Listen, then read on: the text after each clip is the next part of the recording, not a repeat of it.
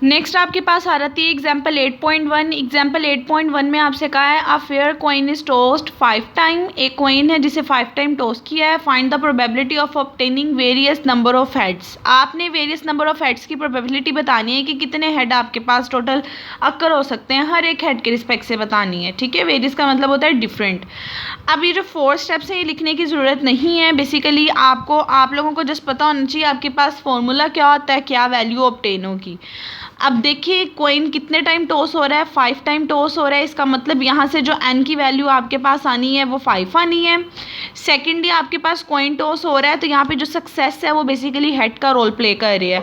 आपने हेड की प्रोबेबिलिटीज़ निकालनी है डिफरेंट के। जब आपके पास 0 टाइम हेड आ रहा होगा, 1 टाइम आ रहा होगा, बेसिकली जो आपका फॉर्मूला होता है ये वाला फॉर्मूला है। इसके अंदर जो x की वैल्यू है, पीछे वाले फॉर्मूले में उन्होंने रिस्ट्रिक्शन आपको बताई हुई है। x की वैल्यू हमेशा आपके पास कहाँ से कहाँ तक होगी, n तक जानी है 0 से लेके। इसका मतलब ये इसके फॉर्मूले में जो x की वैल्यू होगी वो 0 1 2 3 4 5 तक जाएगी, क्योंकि n 5 पे स्टॉप कर रहा है। ये वाले में अब आपको n की वैल्यू भी पता चल गई, x की वैल्यू भी पता चल गई, पीछे p और q की वैल्यू पता होनी चाहिए। अब देखें कोई भी कॉइन जब आपके पास टॉस होता है उसके हेड के और टेल्स के चांसेस बराबर होते हैं। हमेशा आपके पास टोटल जो प्रोबेबिलिटी होती है फेलियर प्लस सम की वो इक्वल टू 1 होती है। अगर इन दोनों के चांसेस बराबर हैं तो 1 को 2 पार्ट्स में डिवाइड कर दें तो आपके पास p के चांसेस भी 1/2 आ जाएंगे, q के चांसेस भी 1/2 आ जाएंगे। तो यहाँ से मैंने लिख दिया कि हमारे पास हमें पता है q की वैल्यू भी 1/2 है, p की वैल्यू भी 1/2 आएगी, क्योंकि कॉइन जब टॉस होगा दोनों चीज़ों के चांसेस आपके पास इक्वल होते हैं। फॉर्मूला आपने लिखना है डायरेक्ट यहाँ से स्टार्ट करना है। आप बताओगे n की वैल्यू 5 है, p की वैल्यू 1/2 है, q की वैल्यू भी 1/2 है और x जो है वो 0 से लेकर 5 तक है। फॉर्मूला लिखने के बाद 1/1 इसके अंदर सारी वैल्यू सब्सटीट्यूट करते जाओगे। 0 हेड्स के लिए फॉर्मूले के अंदर n p q की वैल्यू तो फिक्स है, ये वैल्यू तो सेम रहनी है, q की जगह 1/2, p की जगह 1/2, n की जगह 5 और यहाँ पे भी n की जगह 5। वेरिएशन x की वैल्यूज़ में आनी है। एक दफ़ा x की जगह 0 पुट करोगे 0 हेड के लिए, फिर एक दफ़ा 1 पुट करोगे 1 हेड के लिए, इसी तरह 2 3 4 5 सारी वैल्यूज़ 1/1 पुट कर दोगे और बता दोगे 0 हेड के ये चांसेस हैं, 1 हेड के ये हैं, 2 हेड के ये, 3 के ये, 4 की और 5 के ये। अब बेसिकली जो पूरे का पूरा समीशन है इसको टेबल की फॉर्म में, टेबुलर फॉर्म में भी आपने रिप्रेजेंट करना है, क्योंकि उन्होंने कहा है कि वेरियस नंबर्स के लिए आपने सबके लिए प्रोबेबिलिटीज़ फाइंड आउट करनी है। तो जब आप इसे टेबुलर फॉर्म में लिखोगे आप बताओगे कि आपके पास x की वैल्यू नंबर ऑफ हेड्स थी 0 1 2 3 4 5 और उनके अकॉर्डिंग जो आपके आंसर्स आए वो आपने आंसर्स लिख लेने हैं। बहुत सिंपल है।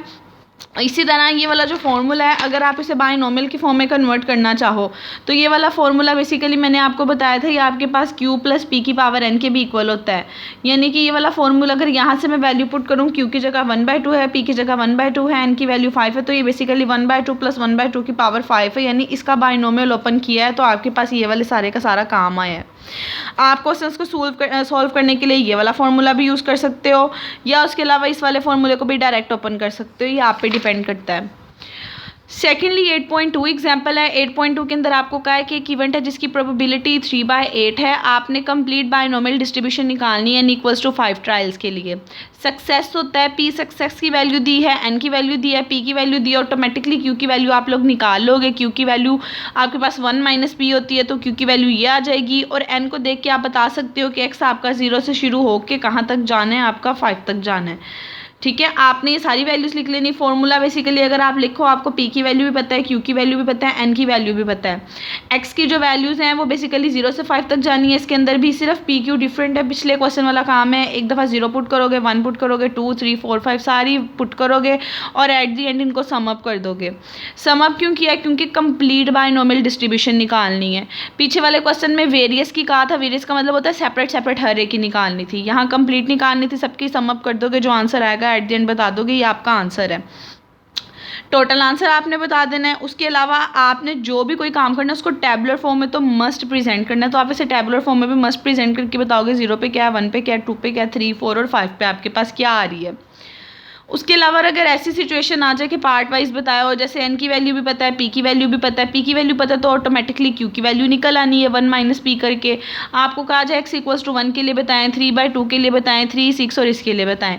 सबसे पहले तो आप लिखोगे कि p की वैल्यू 1/3 है, n की वैल्यू 4 है। सेकेंडली q की वैल्यू जब आपने 1 माइनस 1/3 करना था तो वो आपके पास 2/3 आ जानी है फॉर्मूला लगाने के बाद। तीनों की वैल्यू फिक्स है और x की वैल्यू भी पता चल गई है n से कि वो 0 से लेके 1 2 3 4 तक तक जाना है आपने, ठीक है। अब ये वाला काम तब था जब आपको x की लिमिटेड वैल्यू नहीं बताई थी, कंप्लीट निकालना था।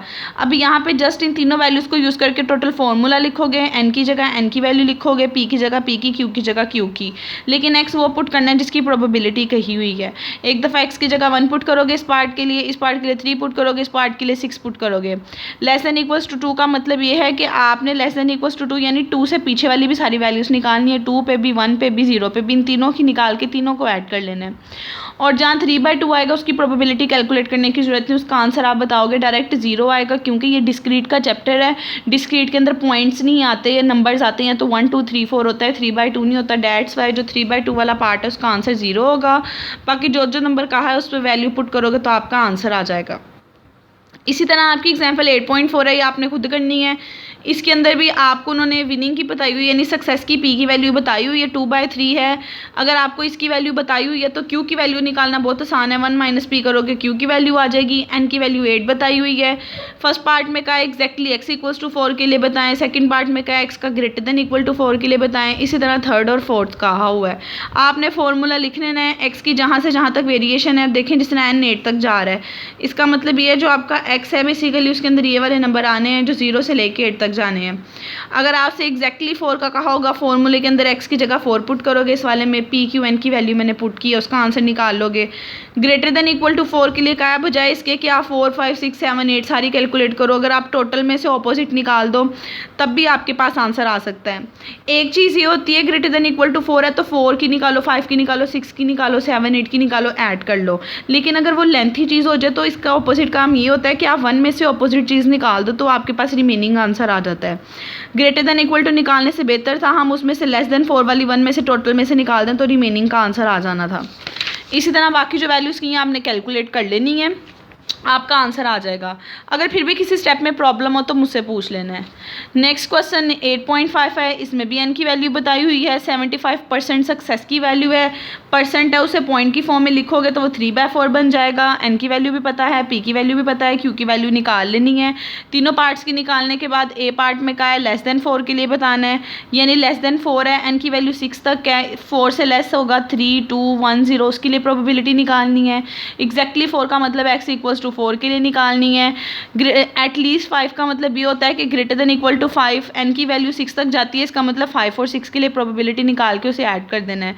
फॉर्मूले के अंदर जो जो वैल्यूज़ बनती हैं जस्ट आपने पुट करनी है, उसकी कैलकुलेशन करनी है, आपका आंसर आ जाएगा। आप लोगों के साथ आज मैंने सिंपल एक टॉपिक डिस्कस किया, बायनोमियल का फॉर्मूला बताया, आपको डेफिनेशन बताई और इससे रिलेटेड क्वेश्चंस बताए हैं। आप लोग ट्राई करें इसको, अगर किसी भी स्टेप में कोई प्रॉब्लम हो तो मुझसे पूछने, फिर हम वो स्टेप डिस्कस कर लेंगे।